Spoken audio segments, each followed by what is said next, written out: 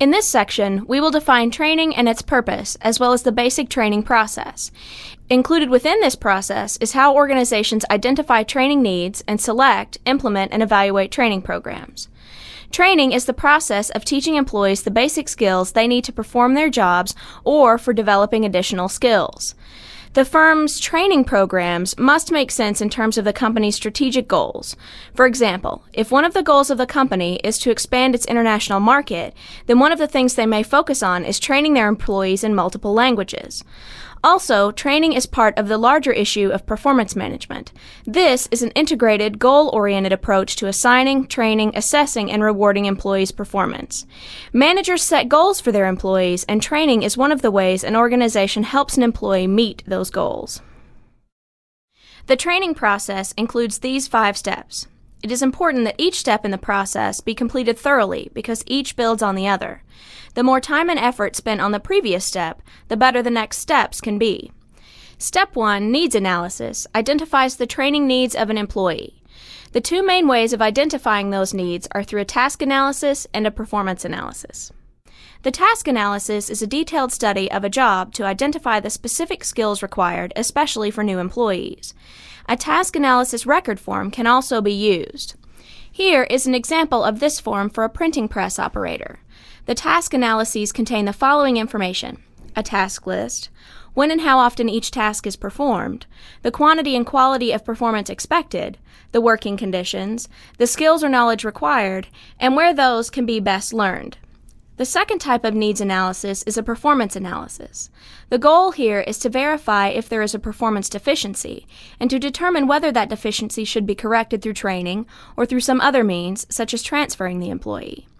There are several methods that can be used to identify an employee's training needs, including 360-degree performance reviews, job-related performance data, observations by supervisors or other specialists, and tests of things like job knowledge and skills. When beginning the discussion of what types of training methods to use, there are several tips to keep in mind to make the training more effective. First, the learning needs to be meaningful. Material that is meaningful is usually easier for trainees to understand and remember.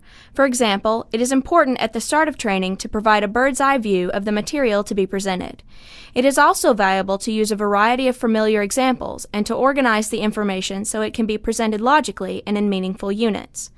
Second, it is imperative to design the training to make it easy for the skills being learned to transfer from the training site to the job site. This can be accomplished by maximizing the similarity between the training environment and the work situation, and by providing time for adequate practice. It is also important to provide a heads-up or some preparatory information that lets trainees know what problems or situations may occur on the job. Lastly, it is important to motivate the learner. This is easily done by defining for the learner why the training is important and how it will benefit them. People learn best by doing, so provide as much realistic practice as possible and allow them to learn at their own pace. Trainees also learn best when the trainers immediately reinforce correct responses. With this in mind, take a look at several different methods organizations can use when designing their training. I will not spend time discussing all of them as you can read about them in your text, but understand that each method has advantages and disadvantages. Thus, depending on the situation, each method can be a valuable tool for teaching employees new skills and behaviors.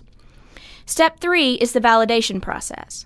By now, the term validity should be a familiar one. We discussed this in great detail during the selection chapter when we talked about how organizations create valid selection measures for hiring new employees. In order to determine a training's validity, the company must test the training on a sample of employees to see if those who receive the training have better performance on the job than those who did not receive the training. This sampling process should be conducted on multiple groups to make sure the training is valid. Implementation, step 4, is the easiest to do if all previous steps have been done well. Now we simply need to train the employees that need to learn this skill or behavior. It is important to schedule the training at a time when the employee is fresh and that the training is broken down into small segments to lower the chance of fatigue. Step 5, evaluating the training, is the most overlooked step. In many instances, organizations will spend a lot of time and resources on the first 4 steps and then completely forget about what is arguably the most important part of the training process.